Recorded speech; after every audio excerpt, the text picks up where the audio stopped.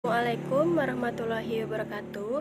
Perkenalkan, nama saya Nur Hatipah, NPM 18411063 dari kelas manajemen 18D. Di sini saya akan mempresentasikan tentang manajemen risiko operasional.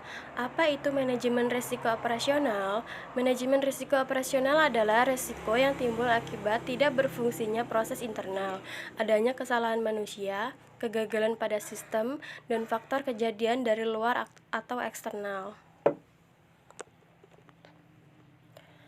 Tujuan utama manajemen risiko operasional. Tujuan utama manajemen risiko operasional adalah untuk meminimalkan kemungkinan dampak negatif dari tidak berfungsinya proses internal, kesalahan manusia, kegagalan sistem, atau kejadian-kejadian eksternal. Selanjutnya yaitu faktor penyebab risiko operasional.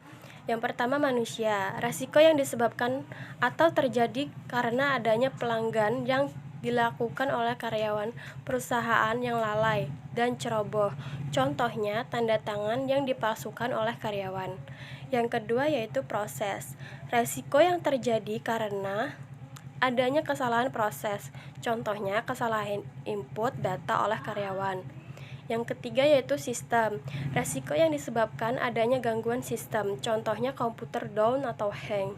Yang keempat yaitu kejadian eksternal. Faktor atau kejadian eksternal yang menyebabkan kerugian bagi perusahaan, contohnya banjir, gempa bumi, dan lain-lain.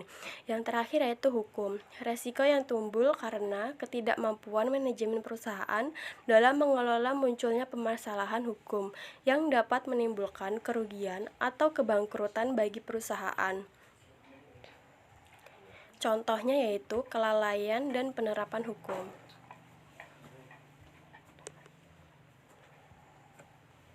Selanjutnya yaitu bentuk-bentuk risiko operasional. Yang pertama, risiko pada komputer.